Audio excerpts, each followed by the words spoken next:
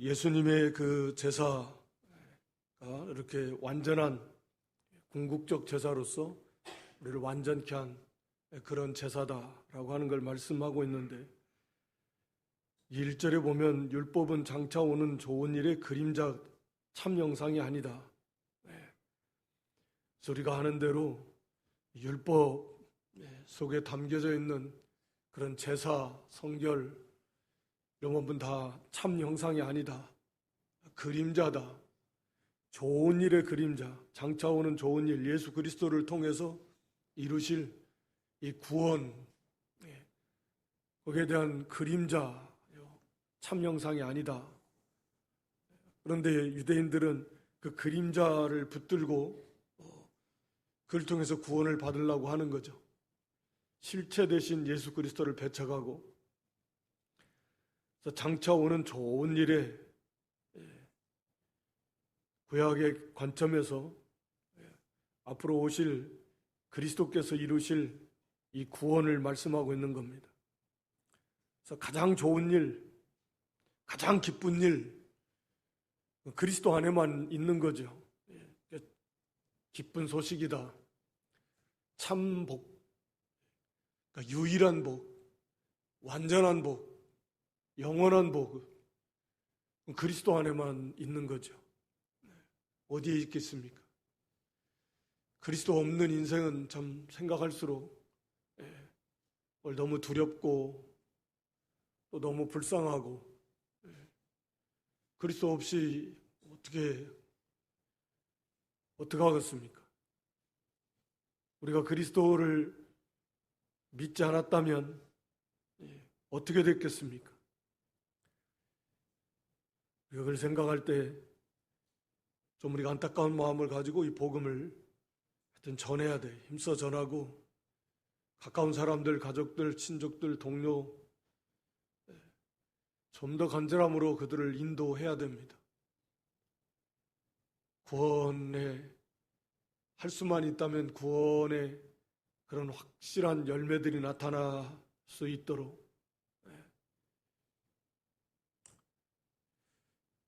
그래서 이 구약의 율법과 제사는 불완전하다. 여기 온전케 할 수 없다. 1절에도 구약의 제사로는 참 형상이 아니므로 해마다 늘 드리는 바 같은 제사로는 나오는 자들을 언제든지 온전케 할 수 없습니다. 왜냐하면 이 제사 자체가 불완전하다. 2절에 그렇지 아니하면, 즉 온전케 할 수 있다면 왜 자꾸 계속 같은 반복해서 그 제사를 드려야 되느냐? 반복해서 드린다라는 것은 그 자체가 불완전하다. 문제가 해결이 안 되니까 계속 반복해서 같은 제사를 드린다라고 하는 것입니다. 그래서 결국 이 구약의 이 제사들은 죄를 생각나게 한다. 3절에는 그러니까 죄인임을 깨닫게 하는 거예요. 이걸로는 죄 문제가 해결이 안 되는데 우리는 여전히 죄 문제가 해결이 안 된 죄 가운데 있는 그런 죄인이구나. 이 의식적 이런 제사로는 구원받을 수 없구나. 그래서 아는 대로 그리스도께로 인도하는 하나의 가정교사 역할을 하는 것입니다. 그래서 앞에서 나온 대로 이는 황소와 염소의 피가 능히 죄를 없이 하지 못함이니라. 황소나 염소나 양의 피는 육체만 정결케 해서 하나님 앞에 예배할 수 있고 하나님 앞에 나아갈 수 있는 그런 역할을 하는 것이지, 그것이 죄의 문제를 해결해 주는 것은 아니다 라고 하는 거죠. 그래서 여기 5절로 7절은 시편 40편 6절로 8절의 말씀을 인용해서 하나님께서 이미 이것을 다 우리 멜기세덱 반차, 멜기세덱을 살펴보면서도 하나님은 이미 멜기세덱의 반차를 줬는 제사장 제도를 세우셨다. 그러니까 율법을 통한, 율법 아래에 있는 레위계통의 제사장과 제사법으로는 안 된다라는 것을 이미 하나님은 그걸 다 보여주셨습니다.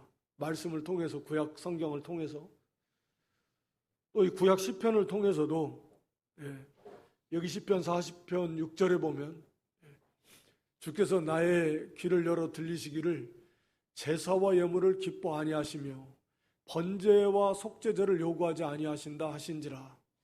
그러니까 구약의 그런 율법 하에서 드리는 제사를 말하잖아요. 오늘 여기 본문에서 그걸 해석하고 있는데 8절에 이건 다 율법을 따라 드리는 것이다. 하나님은 이것으로 참으로 하나님의 기뻐하시지 않는다라는 것은 하나님의 그 공의를 만족시킬 수 없다라는 거죠.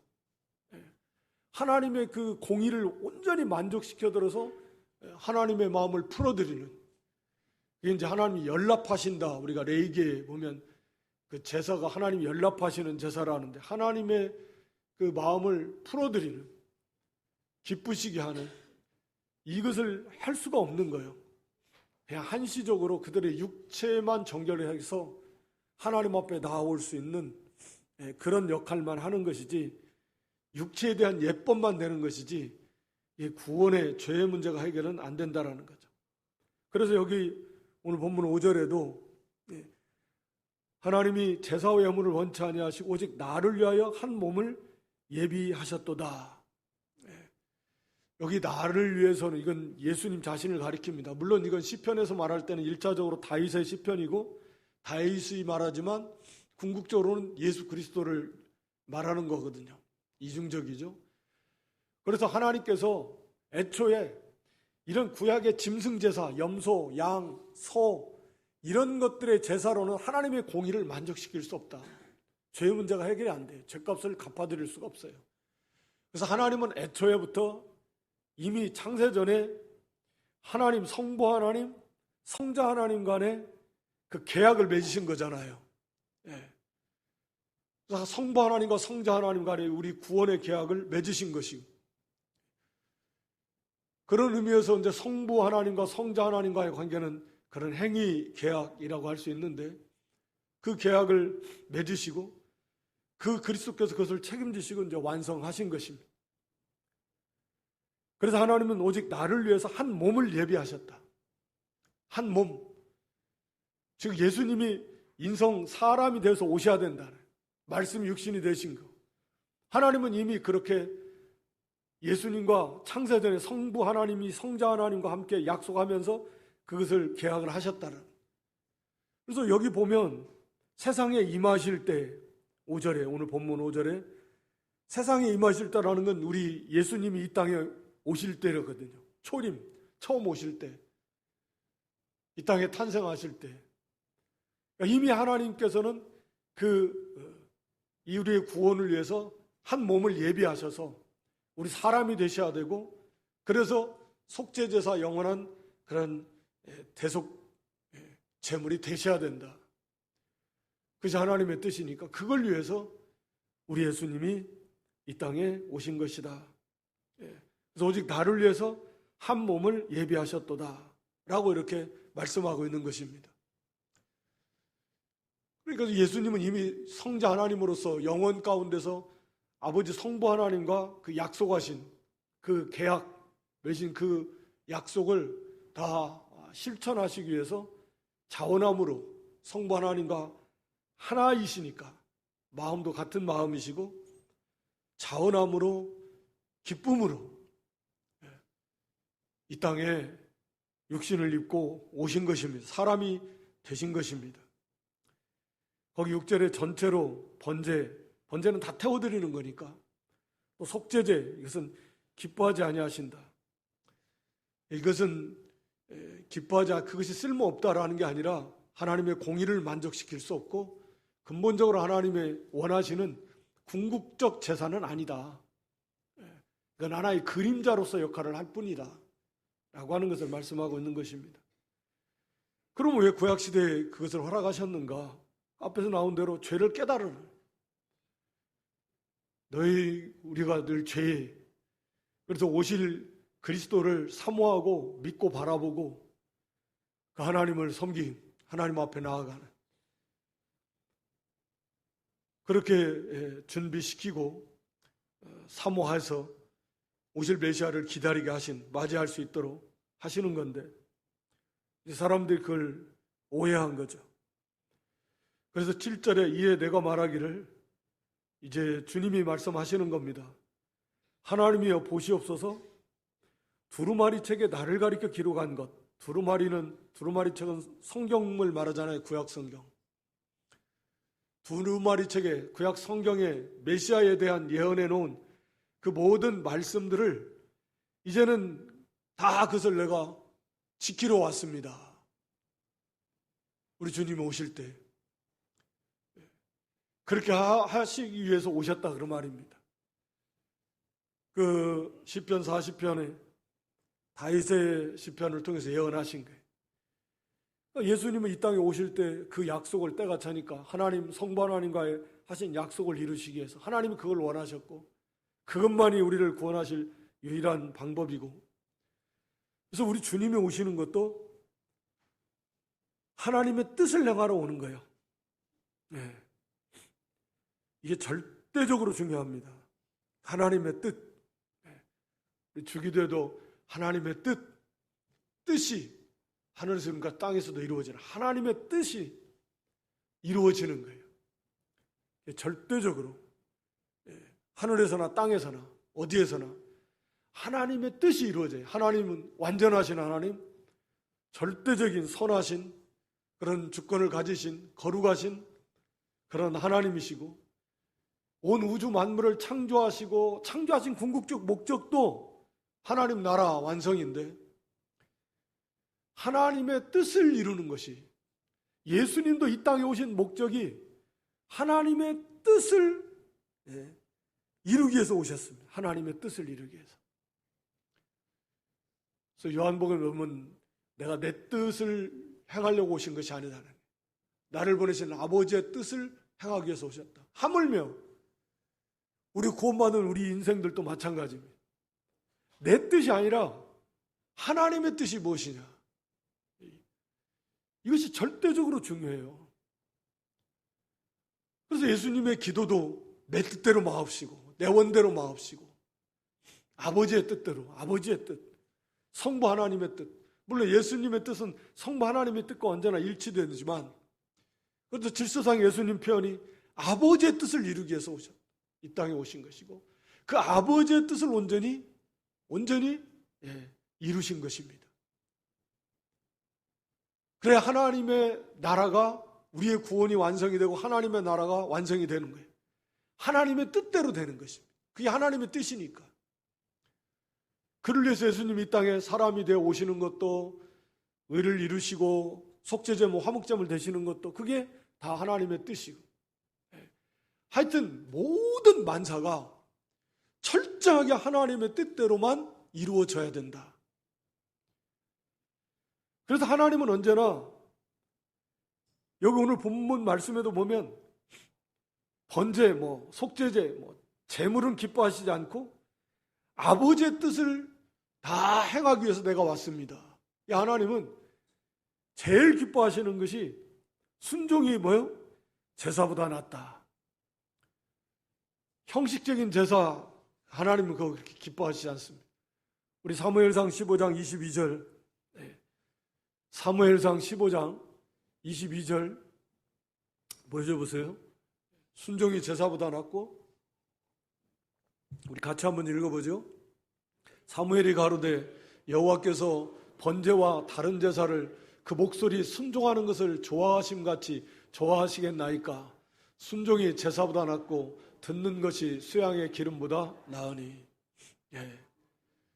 오늘날에도 하나님의 말씀을 순종하는 것을 하나님이 기뻐하시지, 물론 공적인 예배, 그것도 말씀을 순종하는 하나님 기뻐하시는데, 그저 형식적인 제사, 형식화되기 쉽습니다. 우리의 신앙생활도 언제나 그래요. 그런 위험성을 언제나 안고 있죠. 하다 보면 사람이 자꾸 감각이 무디어져 가지고, 그래서 자꾸 신앙생활도 그냥 형식화되고 의식화되고, 하나님보다는 사람 이렇게 의식하게 되고, 그렇게 해서 신앙생활하는 게 알맹이는 쏙 빠져나가고 생명이 없는 거죠. 그래서 언제나 하나님의 뜻을 찾아서 그런 삶 자체가, 우리가 로마 12장 1절 이제 그러한 삶 자체가 하나님을 예배하는 영적 예배의 삶이라고 말씀하고 있습니다. 우리 로마 12장 1절 2절 2절에 너희는 이 세대를 본받지 말아라. 우리 마음을 새롭게 함으로 변화를 받아 하나님의 선하시고 기뻐하시고 1절로 또 넘어갔네. 이 영적 예배의 삶을 살려면 이 세대를 본받지 말고 우리가 하나님의 뜻을 분별해야 돼. 그래서 그 뜻대로 살 때 그것이 하나님이 기뻐하시는 영적 예배의 삶을 산다. 우리가 신령과 진리로 예배하는 것 참 귀하고 하나님이 영광 받으시는데, 참으로 신령과 진리로 예배할 때 우리의 삶 자체가 참으로 하나님의 뜻을 분별해서 그 뜻대로 순종하는 삶을 산다고 하면 그것이 바로 예배의 삶 자체가 예배예요. 하나님을 섬기는 삶이 돼야 되는 것이고 하나님이 기뻐 받으신다라는. 우리 주님께서도 하나님의 뜻을 행하러 오셨고 철저하게 자기를 그 하나님의 뜻에 순종하며 하나님의 말씀대로 말씀하시고 하나님 주시는 말씀하시고 하나님 뜻대로 순종하시고 완벽하게, 그래서 하나님과 동행하시는, 그래서 하나님의 뜻을 완전히 이루시는 거예요. 예수님 아니면 불가능하죠. 의를 완성하신 거죠. 우리가 오늘날에도 하나님이 참으로 기뻐하시는 게 뭐냐, 이런 말씀 표현들이 여러 가지가 있지만 미가서 6장 6절로 8절만 더 보고 가죠. 미가서 6장 6절로 8절. 내가 무엇을 가지고 여호와 앞에 나아가며 높으신 하나님께 경배할까? 번제물 1년 된 송아지, 막 귀한 거죠. 그거 가지고 하나님 앞에 나아갈까? 또 여호와께서 천천의 수양이나 만만의 강수 같은 기름을 기뻐하실까? 내 맏아들을 이렇게 하나님 앞에 드릴까? 8절에요.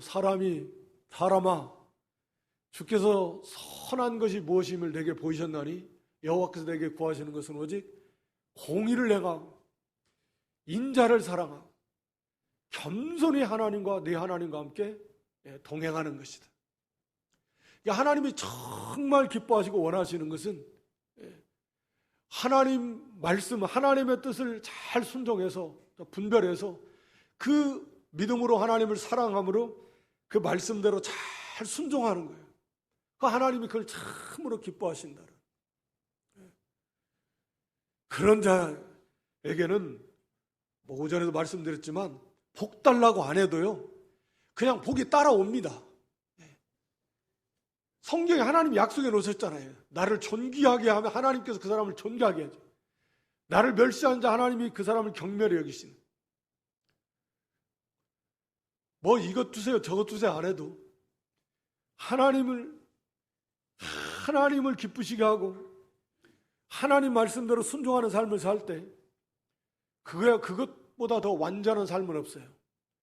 완전한 삶이라는 것은 부족함이 없다라는 거죠. 뿐만 아니라 모든 것이 충족하다는, 모든 좋은 것이 부족함이 없이 가득 채워지는, 얼마나 행복하겠습니까? 이게 하나님의 뜻을 순종하는 데 있는 거죠. 내 뜻이 아니라. 그런 온전한 본을 우리 예수님이 보여주셨습니다. 그래서 거기 8절 9절에 그것을 이제 설명해 주시는 말씀이고요.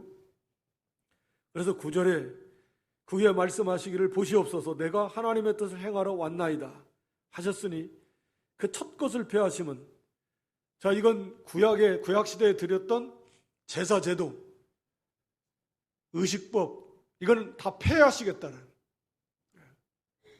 더 이상 그걸 들을 필요가 없는 거예요.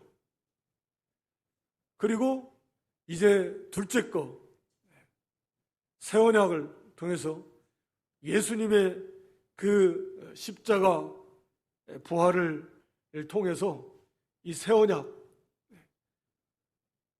그것을 세우시는 겁니다. 그러니까 이건 첫째 것을 없애요. 아예 폐해을 구약에 드리던 그런 의식 제사법은 다 폐해버리십니다. 이제 실체가 오셔서 완전한 걸 이제 세워놓으셨으니까 왜 껍데기 그림자만 붙들고 있냐. 그림자는 실상이 없잖아요. 그림자에게 실상이 어디 있습니까? 그저 그냥 그림자 뿐이지. 그래서 이 뜻을 쫓아 예수 그리스도의 몸을 단번에 들이심으로, 단번에 들이셨다라는 표현이 많이 나오는데 두 번 드릴 필요가 없다라는 거잖아요. 단번에 들이셨다라는. 왜? 그 자체가 완전하니까. 불완전하니까 두 번, 세 번 반복해서 계속 드리는 거고, 단번에 들이셨다라는 건 완전하니까 더 이상의 두 번 드릴 필요가 없는 거예요. 완성했으니까. 단번에 들이셨다. 그러므로 말미암아 우리가 거룩함을 얻었노라. 네. 또 거기 14절에 보면 저가 한 제물로 거룩하게 된 자들을 영원히 온전케 하셨느니라. 1절에서도 언제든지 온전케 할 수 없다. 우리를 율법 제사는 온전하게 한다라는 것은 우리가 죄의 문제가 완전히 해결됐다라는 거 아니에요. 또 의의 문제가 완전히 해결이 된 거고 온전하게 됐다라는 거예요. 구원에 있어서 부족함이 하나도 없는 거예요. 더 이상의 뭐가 필요 없어요.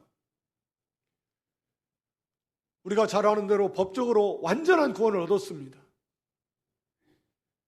우리가 더 이상 거기에 가미될 것이 하나도 없습니다.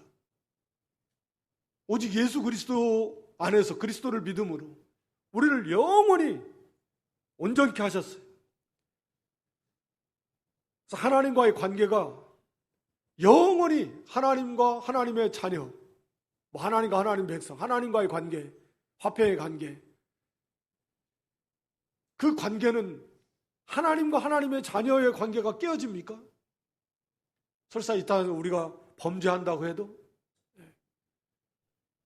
그건 있을 수가 없는 거예요. 우리의 구원은 영원히 완전하다.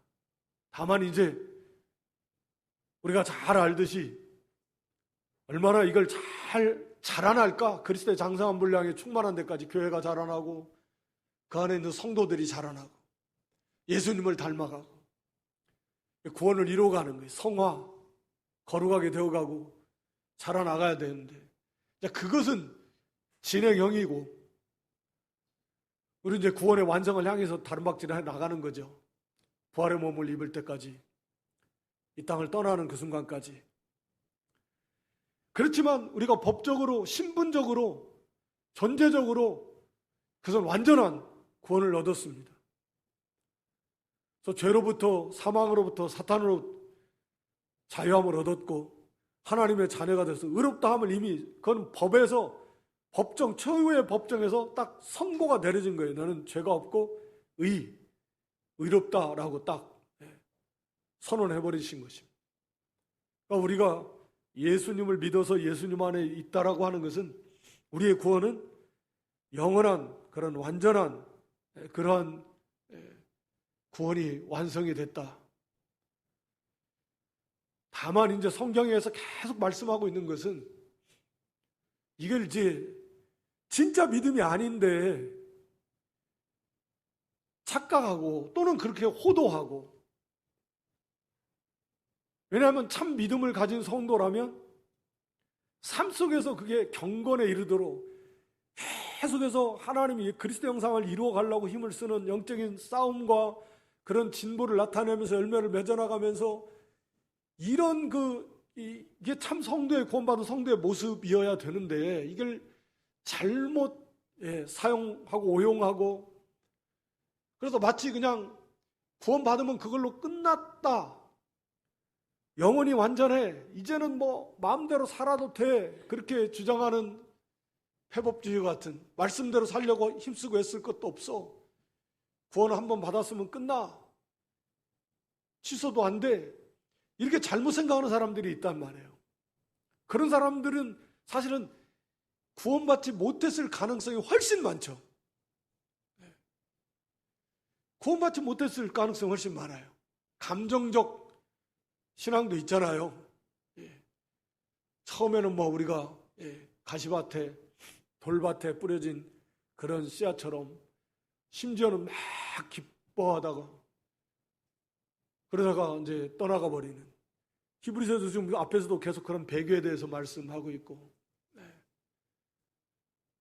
우리가 지난주에도 요한계시록 배우면서 누구든지 짐승과 우상에게 경배하면 영원한 지옥불에 떨어진다 그랬습니다.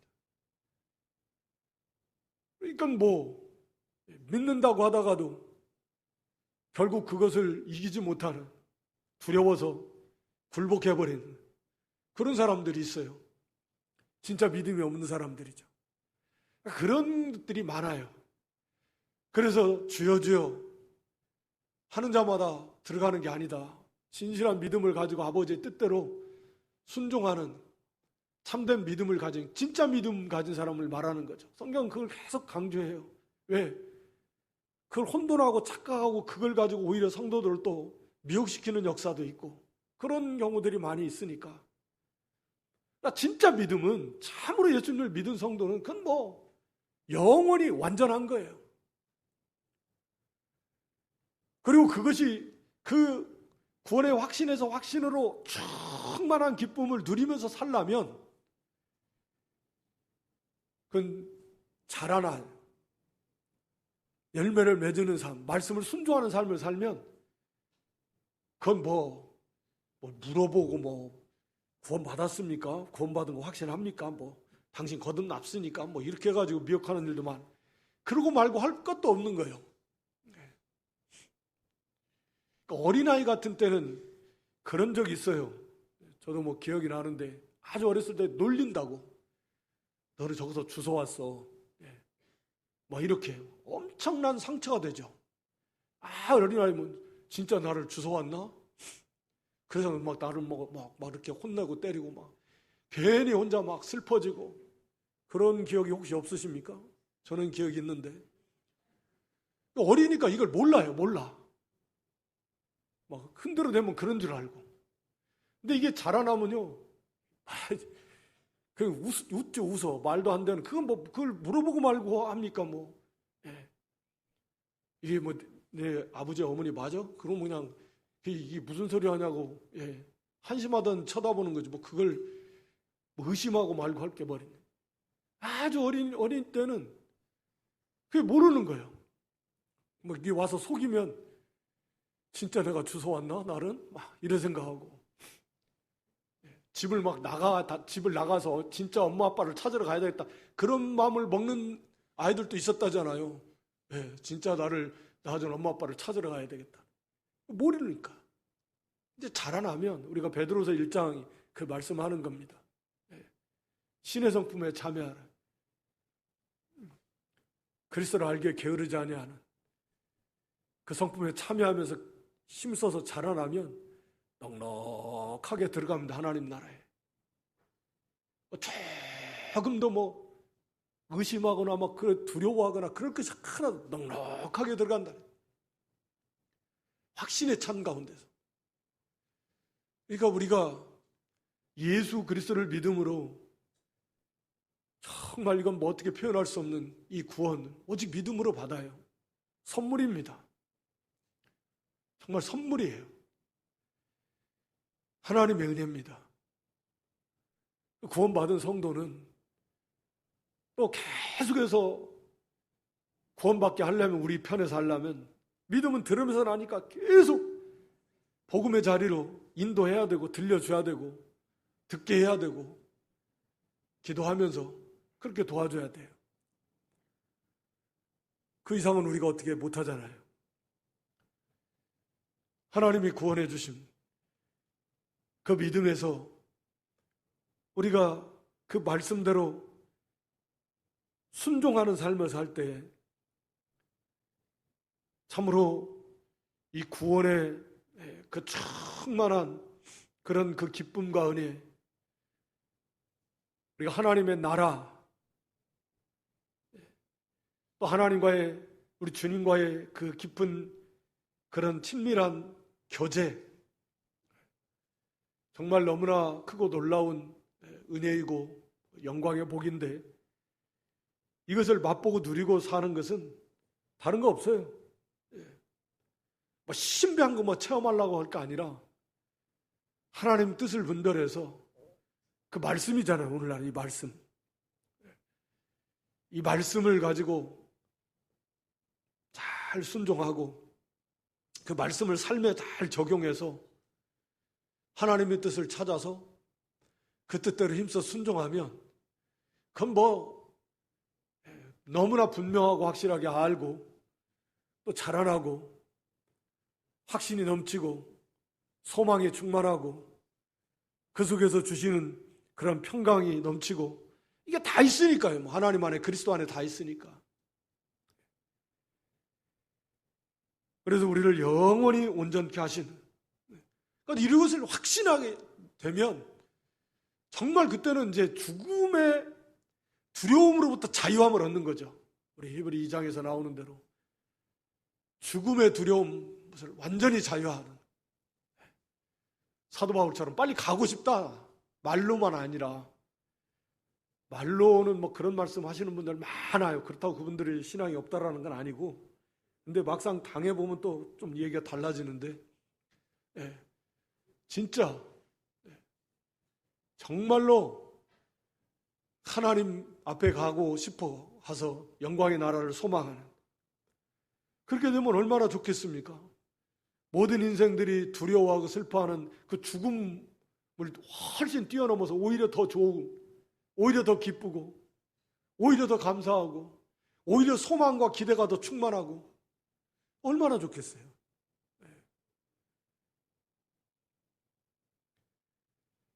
우리도 예수님께서 우리를 이렇게 영원히 온전케 하시는 그 예수님이, 여기 12절에 보면 오직 그리스도는 죄를 위해 한 영원한 제사를 드리시고 하나님 우편에 앉으셔서 한 번의 영원한 제사, 영원한 효력이 있는 제사, 영원한 효력이 있는 제사입니다. 그래서 하나님 우편에 앉으셨다. 앞에서 나왔지만 땅에 있는 제사장들과는 하늘과 땅 차이입니다.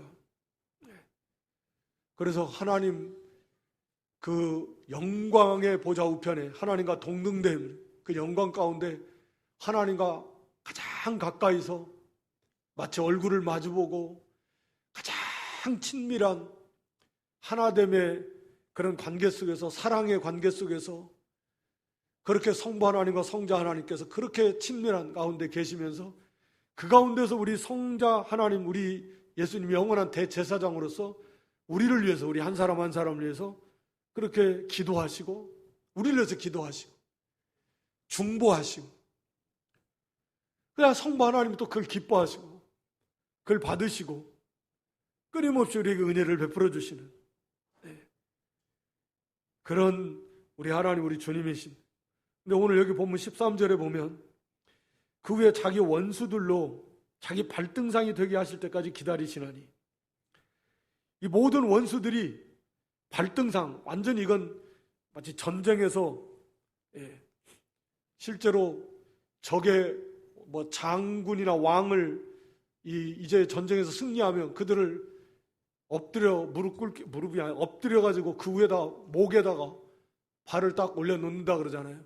상대방 적장, 적의 왕 다 엎드려서 완전히 그냥 바닥에 엎드리면 승리한 사람이 딱 그 발을 그 사람 목 위에다가 딱 얹어가지고 딱 밟고, 그러니까 완전한 패배. 그러니까 이 모든 원수, 마지막 원수는 사망이라 그러는데, 이 사탄, 죽음, 이 모든 원수들, 또 이걸 대적하는 뭐 무슨 거짓 선지자, 무슨 적그리스도의 우두머리들, 온갖 모든 원수들, 그걸 추종하는 이 무리들, 모든 원수들 다 주님이 발등상 완전히 패해서 그들의 목을 딱 주님이 밟듯이 완전한 승리죠. 그럴 때까지 기다리신다. 좀 기다리십니다. 그건 이미 정해진 거예요. 그래서 이제는 이 땅에서 우리가 구원받은 성도들이 우리의 대장 되신 예수 그리스도를 힘입어서 이 싸움을 싸워나가는 것이죠. 그러니까 우리 예수님 이미 여기서 이기셨어요. 전쟁에서는 완전히 승리하셨고, 우리로 말하면 이제 각 전투에 해당이 될 수도 있겠는데, 때로는 질 때도 있지만 전쟁에서는 완전히 승리하십니다. 우리 예수님이 이겨놓으셨으니까 이제 그날을 기다리시는 것 뿐이에요. 이 땅에 있는 이 전투적 교회가, 우리 성도들이 그 예수님을 힘입어서 우리 앞에 놓여있는 이 선한 싸움을 싸워서 우리를 강하게 하고 하나님을 의지하게 하시고, 그래서 하늘의 영광에, 더 큰 영광에 참여하게 하시는 그 하나님의 그 뜻 가운데서 우리 예수님이 지금 하늘보좌 우편에서 기다리고 계시면서 우리의 대장 되셔서, 우리의 왕 되셔서 우리의 이 싸움에 함께 하신다, 도와주신다. 발등상 되게 하기까지. 발등상입니다, 이건 자. 네. 그래서 우리는 지금 이제 이 싸움을 싸워 나가고 있는 거예요. 우리 예수님은 완전히 다 이기셨고, 이 원수들은 이제 영원히 망하게 되는 거고. 그래서 우리가 고린도전서 15장에 보면 이제 마지막 우리 주님께서 원수들을 다 마지막 심판하시고 하나님의 나라를, 그리스도의 나라를 하나님께 바치신다 그랬습니다. 그래서 하나님의 이 세상의 창조의 궁극적 그 뜻이 다 완성이 되는 거예요. 하나님 나라 완성으로서 모든 원수들을 다 심판하시고 마지막 원수인 사망까지 심판하시고 완성된 그리스도의 나라를 우리 주님께서 아버지 하나님께 바치십니다. 그 하나님께서 이 세상을 창조하신 궁극적 목적이라고 할 수 있을 것입니다. 우리를 영원히 온전케 하셔서 완전한 구원, 조금도 부족함이 없는 그런 온전한 구원, 영원토록 우리는 그것을 받은, 좀 말로도 할 수 없이 행복한, 복받은 그런 사람들입니다. 또 성령이 우리에게 증거하시되, 그 16절은 예레미야 앞에서도 반복해서 계속 나왔습니다. 예레미야 31장 33절 4절에 있는 말씀이에요. 하나님의 말씀, 주께서 가라사대 그날 후로는 저희와 새 언약을 세울 것이 이것이라 하시고 내 법을 저희 마음에 두고 저희 생각에 기록하리라. 이제 그리스도 교회를 통해서 이 새 언약 세우시고 그 효력이 발생했는데, 이제는 율법처럼 그렇게 돌판에다 새기는 게 아니라 아예 성도들 한 사람 한 사람의 마음에다가 새겨놔 버리겠다. 마음에다 새겨놓으니까 이게 본성적으로, 거듭난 성도들은 마음의 그 영적 본성적으로 하나님을 사랑하고, 물론 그 부패성도 이 땅에서 여전히 있지만 그 하나님의 뜻을 순종하고자 하는 그런 새로운 본성이 하나님이 그렇게 우리 안에 주셨으니까, 하나님을 믿고 하나님을 사랑하고 하나님 뜻대로 살고자 하는 그런 새로운 본성을 주신 거죠.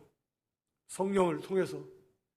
여기 오늘 15절에도 또한 성령이 우리에게 증거하셨다. 성령께서 기록된 말씀을 가지고 우리에게 증거하십니다. 확실하게 깨닫도록. 진리의 영이시니까 우리에게 가르쳐 주신,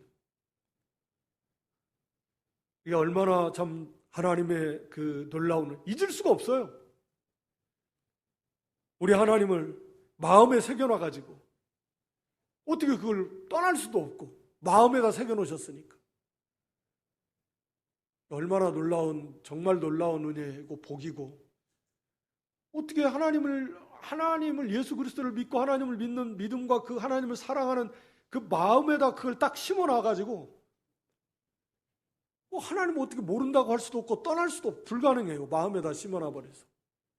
일시적으로 말씀드립니다만 두려움에 잡혀서 그럴 수는 있지만 그렇게 안 돼요. 괴로워서 견딜 수 없어요. 베드로처럼 회개하고 돌아올 수밖에 없어요. 우리 마음에 하나님은 그렇게 세워놓으신다. 이 구원이 참 얼마나 놀라운지, 그런 새 마음을 주셨고, 새 본성을 주셨습니다. 뭐 영이 거듭나서 중생에 예수님과 딱 연합시켜놨고 성령께서도 계시고, 그러니까 우리의 구원이 얼마나 안전하고 또 복되고 하나님의 놀라운 은혜의 그 사랑인지, 17절에 또 저희 죄와 저희 불법을 내가 다시는 기억하지 아니하리라. 예수님의 속죄 그 대속의 제사가 완전하다. 하나님을 온전히 만족시켜드렸다. 그래서 다시는 기억하지 않는다. 예수님의 제사가, 속죄 제사가 이렇게 완전하고 영원합니다. 그 속죄 제사로 우리를 위해서 중보하시는 우리 주님이시다. 그래서 다시는 그런 제사를 드릴 필요가 없는 것이죠. 하여튼 하나님의 뜻을 행하는 거, 이거보다 하나님이 기뻐하시는 건 없다. 하나님의 뜻을 분별해서 그 뜻대로 순종하는 삶. 우리 예수님도 그를 위해서 오셨고, 그 하나님의 뜻만이 완전하고 반드시 이루어질 것이고, 우리도 하나님의 뜻을 찾아서 그 뜻대로 순종하는 삶이 그의 성공적인 삶이고 완전한 삶이 되는 것입니다. 그 안에서 모든 그런 복이 그 속에 다 있다. 우리 예수님의 이 구속의 효력, 완전한 영원히 우리를 온전하게 하신, 다만 우리가 진짜 믿음이 아닌데 착각해가지고 그렇게 믿은 줄로 생각하고 구원받은 줄로 생각하고 말씀대로 살려고 힘쓰지 않고, 이건 정말 안 된다라고 하는 거죠. 그건 우리가 조심하면서 그 말씀대로 힘써 순종하는 삶을 살 때 자라나고 알게 되고, 넘치는 확신과 소망이 그런 충만한 그러한 삶, 우리가 승리적으로 잘 이렇게 살아서 하나님께 영광을 돌릴 수 있는 그런 믿음 될 수 있기를 주님의 이름으로 축원합니다.